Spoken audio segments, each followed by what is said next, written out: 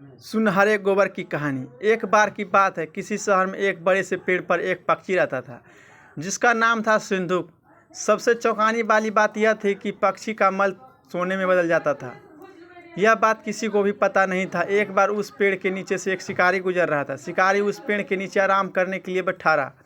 वो आराम कर ही रहा था कि इतने में सिंदूक पक्षी ने उसके सामने मल त्याग कर दिया। जैसे ही पक्षी का मल जमीन पर पड़ा, वो सोने में बदल गया। यह देखते ही शिकारी बहुत खुश हुआ और उसने उस पक्षी को पकड़ने के लिए जाल बिछाया। सिंदूक जाल में फंस गया और शिकारी उसे अपने घर ले गया।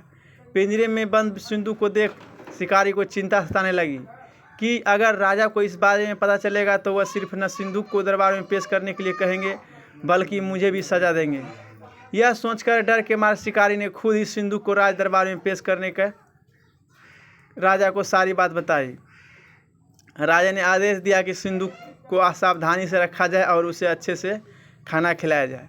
यह सब सुनने के बाद मंत्री ने राजा को कहा, आप इस बेवकूफ़ शिकारी के बात पर भरोसा मत कीजिए। कभी ऐसा होता है क्या कि कोई पक्षी सोने का मल त्याग करे? इसलिए अच्छा होगा कि इसे आज़ाद करने का आदेश दें। मंत्री की बात सुनकर राजा ने चिड़िया को आज़ाद करने का आदेश दिया।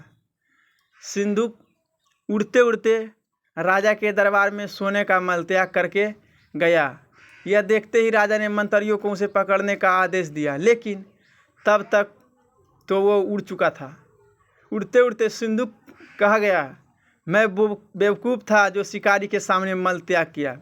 शिकारी बेवकूफ़ था जो मुझे राजा के पास ले गया। राजा बेवकूफ़ था जो मंत्रियों की बात में आ गया। सभी बेवकूफ़ों को एक ही जगह है। शिक्षा।